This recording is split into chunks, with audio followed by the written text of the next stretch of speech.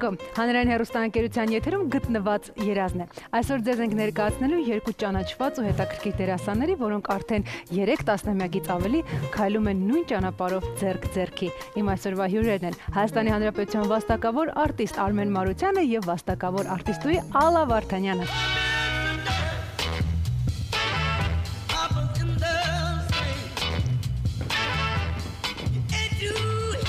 Բարև ձեզ։ Բարև ձեզ։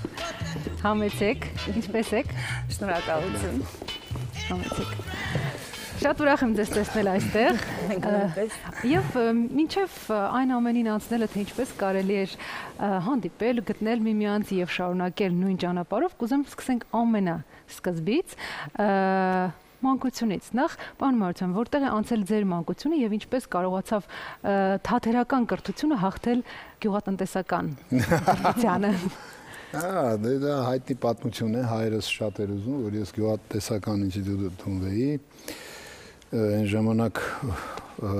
շատ կարևորություն էին տալիս թատերական արվեստի, այդքան սիրում էին թատրոնը, բայց որ իրենց երեխան գնա, չէին սիրում։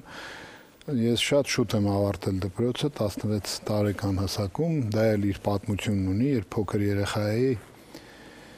բակի երեխաները գնացին դպրոց, ես մի տարի փոքր էի, 6 տարեկան, ասենք նրանք 7, հիմա կամ 8, հիմա ինձ չեն տանում դպրոց, ես էլ 3-4 օր անընդհատ լաց եմ լինում, ինձ էլ տարեք դպրոց, այս մայրս ասում է, վեր սրան, այն նայիր, տանեմ դպրոց, դպրոցն էլ կողքն են, Հակոբ Հակոբյան, Կամիրյան փողոցի վրա եմ ես ծնվել մեծացել։ Տանեմ դպրոց, ասում է, թող տնօրենը ասի, որ իր տարիքը չի կարող այս երեխան հանգստանալ, ու բերում է դպրոց տնօրենը, դե ես հիմա չեմ հիշում, մի տարեկան որ բաներ հիշում եմ, բայց այդ չեմ հիշում։ Այս տնօրենը ասում է, հարցեր է տալիս, այսքան անգամ այսքան ինչքանի, այս գրողը ով է, պատասխանում եմ, անդադ պատասխանում, ասում է կատակով, իհարկե ասում է Այմարդ ասում է, երեխան ինձ շատ բան գիտի, տարեկան 13 թող սովորի, ու այդպես ինձ նստացնում են ու սովորում եմ ու սովորում եմ ու տենց 16 տարեկան հասակում ավարտեցի դպրոցը, դե շուտ էր դեռ գյուղատնտեսականի համար, ես պիտի մի 2 տարի էլ պարապեի, հայրս պիտի տար պարապելու ուզում, բայց ինձ համար այնպես ասի մի հատ տամ թատերական ինստիտուտ, իհարկե ես առաջի տուրից կտրվեցի, ասես տխուր կանգնած էի դռան առաջ, երեխա 16 տարեկան երեխան ինչ պիտի։ Մեկ էլ մի կարճահասակ մարդ մոտեցավ, կողքովս անցավ, սենց խփեց ուսիս, ասեց դու գործերդ վերցրու տար շուտ Սունդուկյան թատրոն։ Ես էլ նենց նեղված էի, ասեցի, տեսնես այս մարդը ով էր, կողքից ասեցին, դու լսի այս մարդը Վարդան Հաչեմյանն էր, շուտ գործերդ վերցրու։ Ու տենց գնացի, ընդունվեցի ու 41 տարի ես այդ դեպքից հետո այդ նույն թատրոնում եմ, թատրոնը ինձ համար դա տուն է, դա հաց է, ջուր է, երկրորդ ընտանիքս է, ես շատ եմ սիրում թատրոնը։ Իհարկե, այս թեմային դեռ կանդրադառնանք, իսկ հիմա կուզեի Տիկին Վարդանյան, ձեզանից լսել, ինչպես խորհրդային տարիներին ձեր ընտանիքը հայտնվեց Գերմանիայում։ Դե հայրս ընդունվել էր Ուկրաինայում, ընդունվել էր Լյոտնը училище, այնտեղ էր սովորել, այնտեղ ինքը հանդիպեց իմ մայրիկին եւ իրեն դե նշանակեցին Գերմանիա այնտեղ ծառայելու։ Նրանք այդպես գնացին եւ հենց այդտեղ ես ծնվեցի։ Ես հիշում եմ, որ մայրս պատմում էր, ինքը շատ էր ուզում, որ աղջիկ ծնվի, որտեղ արդեն մեծ եղբայրս կար, աղջիկ ծնվի, կանաչ աչքերով լինի, ասես գանգուրիկ մազիկներով լինի։ Երազանքը կատարվեց։ Եվ երազանքը կատարվեց։ Այո, դե հետո հայրիկիս ծառայությունը ավարտվեց եւ վերադարձանք։ Եվ մենք վերադարձանք, այո։ Եվ գիտեք ինչն էր հետաքրքիր, մայրիկս էր տառապում, դե ինքը Ուկրաինա, Կովկաս, բան, ինքը Լերմոնտով բաներ կարդում դպրոցում, հետ էր պատկերացումը, սարեր, քարեր եւ այլն։ Ինքը երկար տառապեց, չէր ուզում, բայց ի վերջո եկան ու հետաքրքիր է վերջի տարիներին ինքը արդեն առանց Հայաստանի իր կյանքը չէր պատկերացնում։ Այ ինչպես ընդունեցին ձեր ընտանիքում մասնագիտության ընտրությունը, որովհետև ի տարբերություն պարոն Մարությանի, գիտեմ, որ ձեզ մոտ այդքան էլ չեն դիմադրել, հա։ Չէին ուզում, հայրս չէր ուզում լսել, բայց ես որ ինչ որ լացեցի, բան, ասին լավ, դե թող գնաս զբաղվի։ Գնա քննություն տա, բան, եւ ես նույնպես ինչ որ մեկ բալով չանցա, եւ Արմենի նման մի պատմություն մոտեցավ մի կարճահասակ ոչ թե տղամարդ, այլ տղա, դա Նարեկ Դուրյանն էր, որի մայրը Սունդուկյան թատրոնում ստուդիայի տնօրեն էր։ Ես իր հետ էի ընդունվում ինստիտուտ, մոտեցավ, ասեց, ալա ես քեզ խորհուրդ կտամ, գնա Սունդուկյանի թատրոն, այնտեղ ստուդիա կա։ Ես գնացի տուն, դե մերոնք արդեն հանգիստ էին վերջ, բրծավ այս պատմությունը։ Չգիտեին, որ նոր պատմություն է ծնվելու։ Հետո ասեցին, իսկ գիտեք, որ ես պիտի գնամ ստուդիա թատրոն, դե ասին լավ ընդեղ էլ թող գնա, ոչինչ չի ստացվի, կհանգստանա, այդ հարցը կփակվի։ Ես գնացի եւ ինձ ընդունեց Վարդան Աճեմյանը, իրենք արդեն մի տարի սովորել են, ոնց որ երկրորդ կուրսն էր։ Այնտենց գնացի, ընդունեց ինձ եւ ես այդպես մնացի թատրոնում։ Այ ինչ-որ չափով նմանություն կա, հա, ես եք արել եւ չի ստացվել, բայց ճակատագիրը ձեզ երկուսիդ էլ բերել է հենց Մար թատրոն։ Այո։ Եվ հենց այդ Մար թատրոնում է կայացել այդ ճակատագրական հանդիպումը, պարոն Մարության, հանդիպել եք ձեր գլխավոր հերոսուհուն ճակատագրի, որն էլ մինչև այսօր ուղեկցում է ձեզ եւ հանդիսանում է ձեր ընտանիքի գլուխը։ Ինչպես ասենք, դե ձեզ մոտ դերաբաշխումներ ընտանիքում։ Չէ, դուք շատ ճիշտ եք նկատում։ Ես Արմեն Մարությանս արդեն 25 տարեկան էի։ Ես արդեն դերասան էի թատրոնում, ինձ պահել էին որպես դերասան, ես այդ ժամանակ արդեն կարգին դերեր էի խաղում, ու շատ մեծ դեր էի խաղում, Արա գեղեցիկ ներկայացման մեջ խաղում էի Վարուժանի դերը, ոչ ավել ոչ պակաս Խորեն Աբրամյանի եւ Բաբկեն Ներսեսյանի կողքին։ Դա շատ մեծ պատիվ էր եւ առիթ էր մեծամտանալու, բայց իհարկե այն ժամանակ Սունդուկյան թատրոնում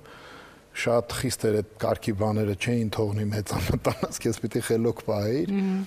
Բայց մեկ այսինքն լավ էի զգում, որ ես արդեն դերեր եմ խաղում, ես դերասան եմ։ Այն ժամանակ ավելի համարձակ ես լինում, քան հիմա։ Հիմա վախկոտ է, դերասանն ինչքան մեծանում է, այնքան վախկոտ է դառնում, այնքան այո, զգուշ է դառնում, այնքան ավելի շատ է սկսում վախենալ, գնահատել։ Եվ հանկարծ կուլիսներով ես անցնում էի, մեկ է տեսնեմ մի աղջնակ անցավ, այսպես սպիտակ վերնազգեստ էր հագը, նրան ասում են Ուկրաինկա, ես գործած եւ հիշում եմ, տես 40-35 տարի է անցել, հիշում եմ իր շրջազգեստի կարճ շրջազգեստի գույնը վիլվետից կապույտ գույնի վիլվետ էր, որը ուներ այսպիսի երանգ եւ այդպես խառը երանգ ուներ, ոնց որ Շենց մի եթերային անցավ սիրտս, ասես մի տեսակ խփեց, ասի, այ մարդ, ես ինչ եղավ ինձ հետ, ու ոնց որ մեկը ինձ ասեր, որ այսա քո կինն է լինելու։ Ասի խելոք մնա այդ տղա դու դեռ այնքան գործեր։ Ալան Իմիջայլոց ընդունվել է Վարդան Աճեմյանի կուրսը, որից հետո երբ որ մենք մի ամիս հետո ամուսնացանք, այդ դեպքից մի ամիս հետո այդպես չի չէ լինում, չէ՞, դրան ինչ են ասում են Սեր առաջին հայացքից։ Սեր առաջին հայացքից։ Լինում է փաստորեն։ Ուրեմն դա կա։ Ուրեմն դա կա, որովհետև դա մեզ հետ եղավ, եւ այդպես առաջի հայացքից սիրահարված գեղեցկուհուն մինչև հիմա ապրում եմ եւ չեմ ափսոսում եւ երջանիկ եմ եւ ամեն օր անկեղծ եմ ասում, փառք եմ տալիս Աստծուն, որ այդպես ստացվեց, կարող էր չէ ուրիշ կերպ ստացվել, կարող էր չէ, շնորհակալ եմ Աստծուց, որ մենք կարողացանք հանդիպել, որովհետև մինչև անգամ գրականության մեջ այդ հերոսները միշտ չէ, որ ամուսնանում են Ռոմեոն եւ Ջուլիետան, Սոսը եւ Վարդիթերը, Տրիստանը եւ Իզոլդան եւ այդպես լիքը օրինակներ կարող են բերել։ Մեր դեպքում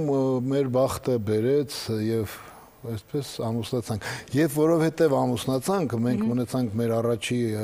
երեխան, Ալան չգնաց ինստիտուտ, ներողություն ստուդիա եւ մի տարի հետո նոր կարողացավ գնալ, իսկ այդ ժամանակաշրջանում Վարդան Աճեմյանը ցավոք սրտի վախճանվեց եւ կուրսի ղեկավարը դարձավ Խորեն Աբրամյանը, այնպես որ Ալա Վարդանյանը ավարտել է Խորեն Բաբկենչի կուրսը, որը ոչ պակաս մեծ վարպետ էր, թե ինձ համար, թե Ալայի համար։ Այ դուք երիտասարդ էիք, կերտում էիք տարբեր կերպարներ, տարբեր դերեր, մարդկանց հետ շփվում էիք տարբեր, սա ավելի շատ օգնում էր հարաբերություններին, թե հակառակը խճճում։ Դե դա իհարկե իր հետ կթողնում, հետո այդ դերերի մեջ ես փնտրում այդ ամեն ինչը եւ ընդհանրապես դերասանը պետք է ինչպես Արմենը միշտ ասում է ավելի ուշադիր եղի, հա, շրջապատը նայի, բան, որտեվ ամեն մեկից ինչ որ մի բան վերցնում ես իրենց բնավորությունը, հետո որը պետք կգա եւ ընթացիկ դերերին։ Ու հետաքրքիրը գիտեք որն է, ես մի դեր խաղացի,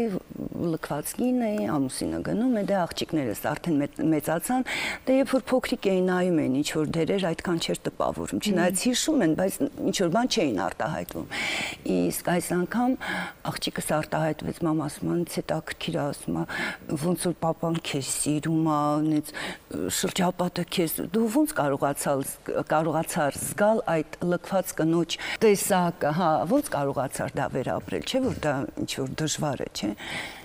Պետք է ոնց որ շփվես, բայց երևի թե դա էլ նշանակություն չունի, ուղղակի դերը պետք է զգալ։ Դերասանությունը այնպիսի բան չի, որ գաս նստես տանը, դերդ բացես ու ասես ես հիմա դերի վրա աշխատում եմ։ Դերի վրա աշխատում ես տանը, հաց ուտելիս, դերի վրա աշխատում ես փողոցով քայլելիս, մեքենայի ղեկին, դրա համար էլ անընդհատ այդ բաների տակով անցնում ես ու տուգանքներ է գալիս ինձ, որտեղ այդ ժամանակ դերի մասին եմ մտածում, եթե որևիցե մեկը լսում է, թող մի քիչ խղճով լինեն, քիչ այդ տուգանքներն ուղարկե։ Քանի որ խոսեցինք ձեր դերերի մասին, այդ պատմությունների, կա իհարկե գլխավոր նաև դեր, որը ստանձնել եք արդեն 13-14 տարի առաջ, պապիկի տատիկի դերն է, եւ ես կարծում եմ ճիշտ ժամանակն է, որպեսզի մենք դիտենք մի տեսանյութ, որը պատմում է հենց այդ փոխհարաբերությունների, թոռների, տատիկի, պապիկի, զոնքաչ, փեսա։ Դիտենք։ Եկա։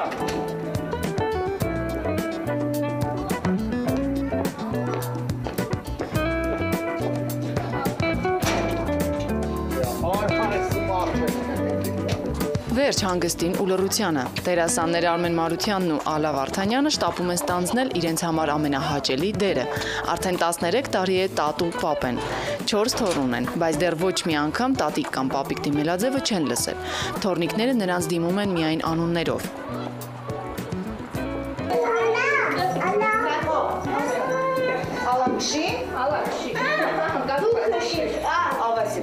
Ալան թոռների գլխավոր զոհն է, փուչիկներ, մեքենաներ, տիկնիկներ, խաղի կանոնները նրանք են թելադրում, տատիկին էլ մնում է հնազանդվել։ Ծնողներն այս դեպքում նախընտրում են չմիջամտել։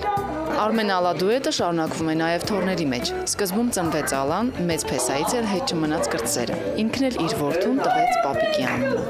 Հետո Արմենն է զանգ տալ, ինքն է ղեկին նստած, ասում է դու գիտես երեխան ինչ են որոշել, բա ինչ Արմեն ու Արմենը ձեն չի հանում։ Ալան ասում է տղա չես հասկանում, ինչ եմ ասում, քո անունն են դնում։ Սպասի, ասում է հուզվել եմ, ասում է քաշել աչք կանգնել անտե։ Նարդու խաղատախտակի դիմաց սովորաբար նստում են աներն ու ավագ փեսան։ Ֆավորիտը Արմենն է, նա միշտ հաղթել է, բայց դե անակնկալներ միշտ էլ լինում են։ Արժանի հակահարվածը ուշացավ ուղիղ 19 տարի, բայց եկավ։ Մի 4 ժամ խաղացինք, չէ՞։ Ես չէի կարում արսանել։ Հա, Արմենը չէր կարում արսաներ, դեսօր ես արեցի մարս։ Հանդիպումներն էլ միշտ համեղ ավարտ են ունենում, փեսաների գնահատականն է, Ալան հիանալի խոհարար է, միայն եթե Արմենը չի խանգարում, հակառակ դեպքում ապուրը կարող է քաղցրահամ դառնալ։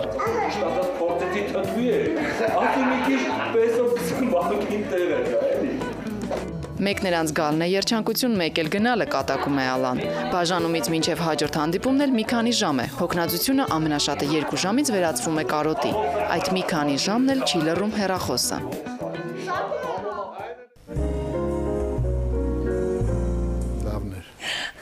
Հեռախոսազանգերը որ կողմից են։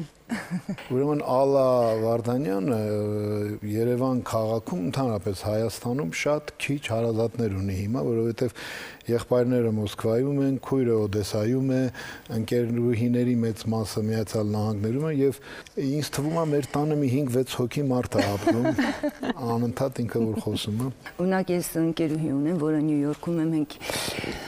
նույն ստուդիայում ենք սովորել եւ մեր այդ անցած կյանքը իհարկե շատ հետաքրքիր բաներ ունենք եւ հիշողություններ եւ հիմա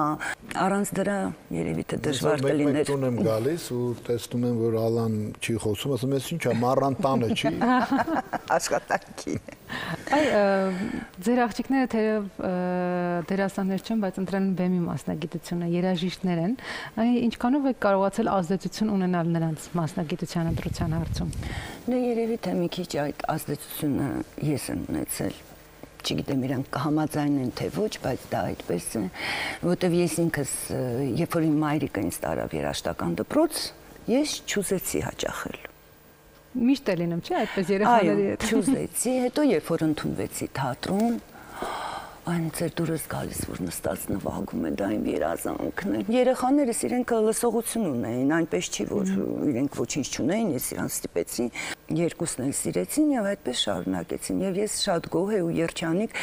բայց իհարկե ինքս գիտակցում եմ, որ պետք էր, որ դերասանուհին նաեւ նվագեր։ Դա անհրաժեշտություն է։ Լինել բեմում ու նաև լինել երեխաների հետ։ Սա իհարկե այդքան էլ ջրին գործ չէ,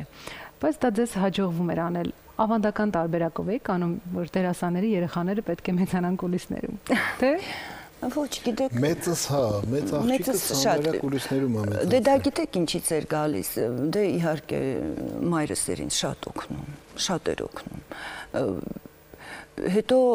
Արմենի մայրն էր օգնում, այսինքն իրենք օգնում են, բայց ինչ-որ մենք շատ զբաղված էինք, երեկոները տանում ենք թատրոն եւ Ես հիմա մի դեր եմ խաղում, այնտեղ շատ հետաքրքիր մի տեքստ ունի, ասում է դուք թոռ ունեք, ասում է չէ, ասում են թոռներին ավելի շատ են սիրում, քան երեխաներին։ Իմ կարծիքով դա դատարկ խոսակցություն է, որովհետեւ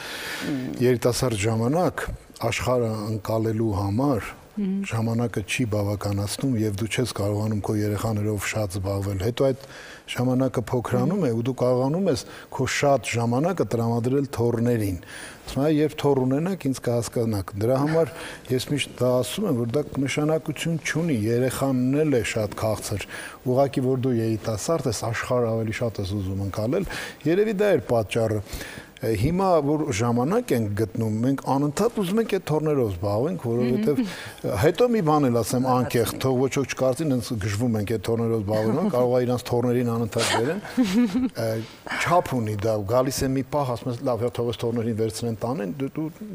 բարդ աշխատանքի տեր ենք մենք, չէ, որ հանգստանանք, բայց մեկ է այդ կապը որ կտրվի, մենք մի բան կկորցնենք։ Դերասանը պիտի միշտ այդ երեխաների հետ լինի։ Այ մի առիթով նկատել եք պարոն Մարության, որ այսօրվա երիտասարդների, առաջադեմ երիտասարդների մեջ մի փոքր ազատություն կա ավելորդ։ Սա մասնագիտական ազատության մասին է գնում խոսքը, թե։ Հիմա ես ձեզ ասեմ, ես մի առիթով Խորեն Բաբկենիչին այսպեսի բան հարցրեցի, ասի Խորեն Բաբկենիչ ասեցի։ Մի 50 գրամ որ խմում ենք, ոնց որ ավելի պես ազատ ենք ու ավելի լավ ենք խաղում, ինքը գիտեք ինչ ասեց, ոչ, Արմեն ասեց։ Օղին բերում է ավելորդ ոգևորություն, իսկ ավելորդ ոգևորության համար վզակոծին են տալիս։ Այդ ավելորդ ազատությունը դա լավ բան չի։ Ավելորդ ազատությունը խանգարում է դերասանին։ Գիտեք ինչ, դերասաններ կան, ես չգիտեմ ում եք դուք դերասան համարում, այսօր փողոցից մի 7 հոգու բերում եք, էլի ասում եք դերասան։ Հիմա այնպես է խախտվել, ես դրա չափանիշը չեմ կարող, որովհետև ես մի դերասան եմ, որ շփվել եմ շատ հզոր դերասանների հետ, ու ինչ ասեմ, որ ասում եմ Խորեն Աբրամյան, Սոս Սարգսյան, Բաբկեն Ներսիսյան, ասում եմ Մեհեր Մկրտչյան, իմ ուսուցիչը, ասում եմ դրանց անուններ եմ տալիս Վարդուհի Վարդերեսյան, որ եթե այսօր խաղում եմ ու միջև իմի զարմացած եմ, թե այդ ոնց է այդ կինը տենց, այդ որտեղից է գալիս այդքան էլի, դա պիտի դրան արժանանալ, այդ դերասան կոչմանը էլի, պիտի զգույշ լինել, նուրբ մոտենալ այդ ծանրաձողին, դա բարձրացնելը այդքան հեշտ չի։ Երևի սա ավելի շատ հասկանալի է թատրոնի դերասանի համար, ոչ թե սերիալի դերասանի համար, ով կարող է պարզապես 10 օրում դառնալ հայտնի։ Այո, Ձեր գործն ավելի դժվար է։ Ուրեմն այսպեսի մի բան էլ կա, այդ միշտ եղել է ու կլինի։ Ես դա միշտ պատմում եմ, հիմա էլի կպատմեմ։ Այն ժամանակ այդպեսի մի հանճարեղ դերասան է եղել Վահրամ Փափազյան, որը հիանալի Օթելլո էր խաղում, բայց դե իրանք էլ են երիտասարդ, այսօրվա երիտասարդների պես Խորեն Աբրամյան, Մեհեր Մկրտչյան, Սոս Սարգսյան, որ իրանք առաջադեմ են ավելի եւ ասել են, որ ոչ, նա հին ոճի դերասան է, այ նոր ոճը ուրիշ է, մեր ոճը, նոր ոճը, հին ոճը, մենք նոր ոճը, չգիտեմ, ու գալիս է Փափազյանը խաղալու իր դերը, Օթելլոն խաղում է, դու պատկերացնում ես ինչ է կատարվում, թատրոնը դղրդում է, ցնցվում է, հզոր դերասան է բեմի վրա խաղում է, ծափեր, վարակույրը փակվում է, Փափազյանը հոգնած, այդպես քայլելով գնում է դեպի իր դիմահարդարման սենյակը,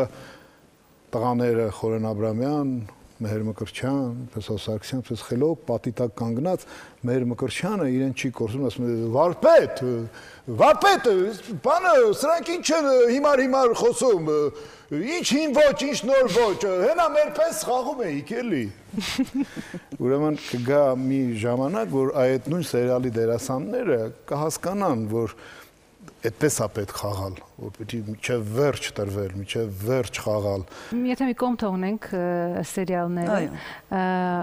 պարզապես խոսենք ձեր պատկերացրած դերասանների եւ երիտասարդ դերասանների մասին։ Սովորաբար միշտ ավագ սերնդի դերասանները յուրատուկ խանդով են վերաբերվում նոր սերնդի նկատմամբ։ Կա նման բան եւ եթե կա, ապա ինչպես է հաղթահարելի այս ամենը։ Այ երեք ես կանգնած էի կուլիսում, հուտքիս էի սպասում, մենք փորձում ենք Ծնդուկյան թատրոնի 90-ամյակի փորձն էր։ Երեկոյի առիթով փորձեր են արվում։ Եվ մի պահ այնտեղ միայն երիտասարդությունն է բեմում։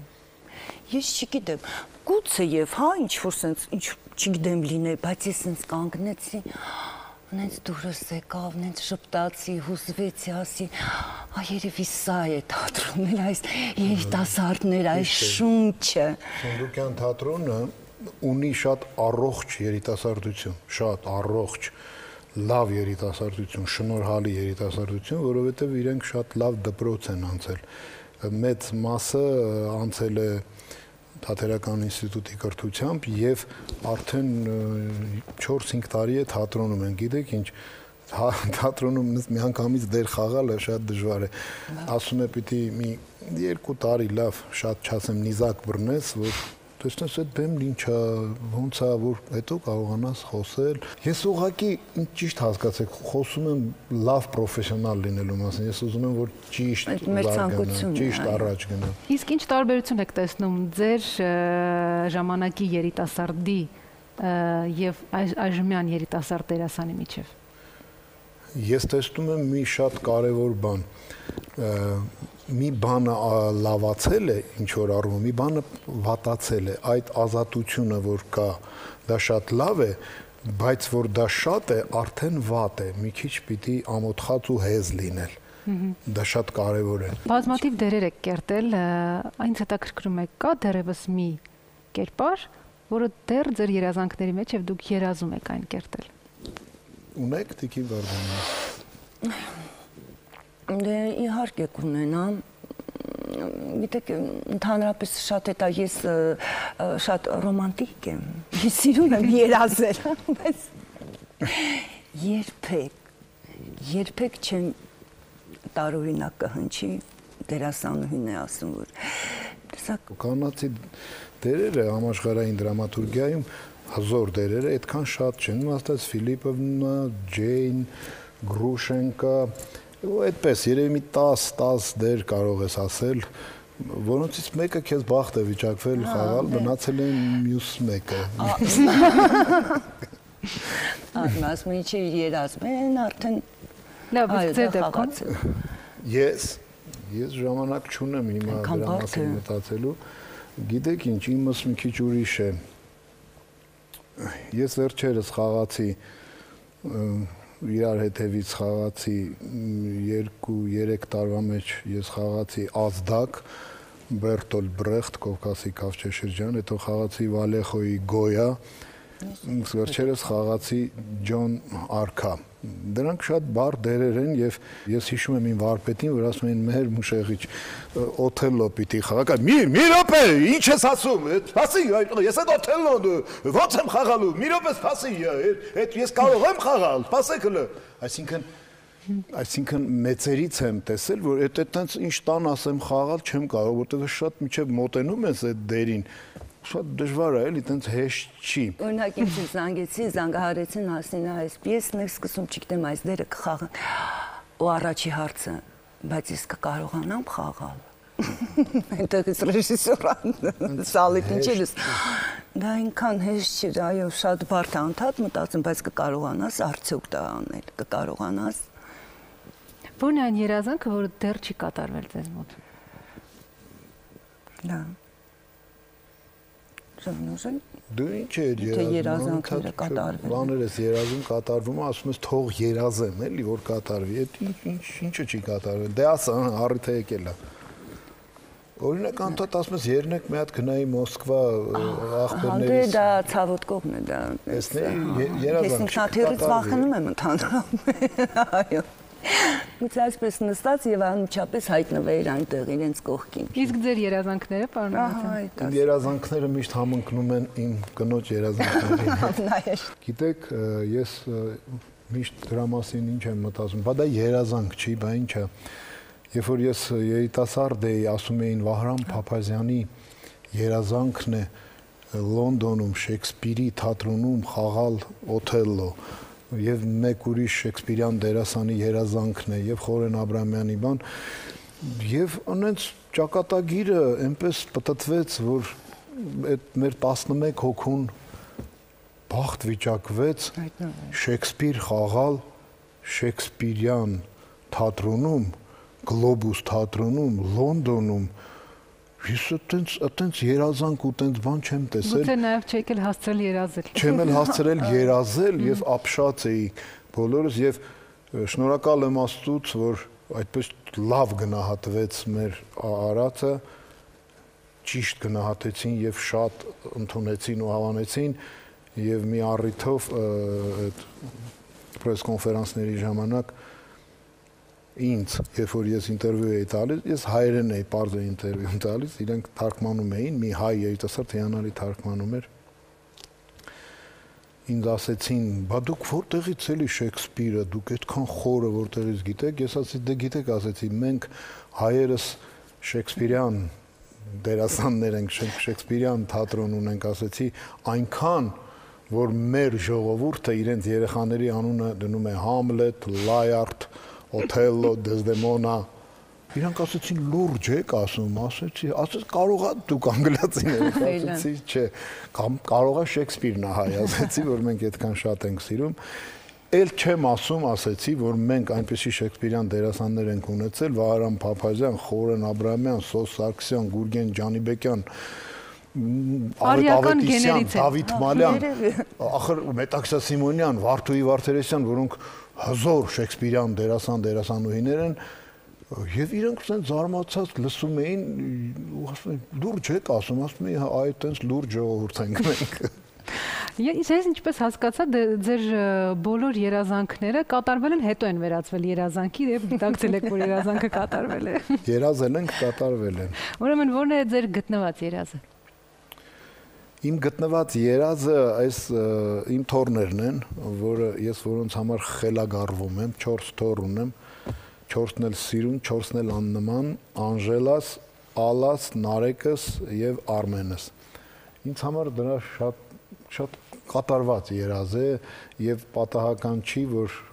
այդ որ Ալան զանգեց ասեց, լսի ասեց, այդ վերջի թոռանը տանունը Արմեն են դրել, ես մեքենան կանգնացրեցի ու լաց եղա։ Հուզվեցի, հիմա եմ հուզում, ասեցի, դու բախտի չար ծաղրը տես, չէ որ ես տղա չունեմ, իմ անունը չպետք է դնեին, բայց տես դրեցին։ Նու իհարկե Ալայի անունն էլ են մեծ փեսասեր դրել, այդ արդեն հասցրել էինք հուզվել, ես երկրորդն էլ իմ հուզվելն էր։ Բա դա երազանք չի, բա դա կատարված երազ չի, բա դա հետաքրքիր չի։ Դա շատ լավ է։ Ես ինձ շատ լավ եմ զգում, ես ինձ հպարտ եմ զգում։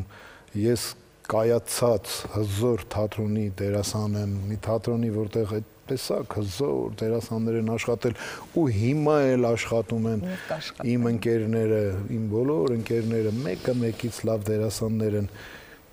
Աշխարհը մանգաս տենց այդքան լավ դերասաններ քիչ կտեսնես, ոնց որ հայն է, հայը շատ էմոցիոնալ ժողովուրդ է, հայը տաղանդավոր ժողովուրդ է։ Եվ ընդհանրապես մեր Երևանը աշխարհի ամենալավ քաղաքն է։ Մեր երազած քաղաքն է։ Ձեր գտնված երազը։ Մեր թատրոնը, մեր ընտանիքը, իմ ամուսինը, երեխաներս, իմ թոռնիկն է։ Առաջին տեղում։ Առաջին Դե ասա ես եմ, բրցնենք ես պատասխանից, ինչ կլինի, ասա, այսօր ես միշտ ասում եմ։ Դե իհարկե դու։ Այսօր։ Ահա, այսպեսին են Ալլա Վարդանյանը եւ Արմեն Մարությանը, շատ սիրված ներդաշնակ եւ շատ գեղեցիկ։ Շնորհակալ եմ ձեզ։ Մենք ենք շնորհակալ։ Եթերում գտնված երազներ։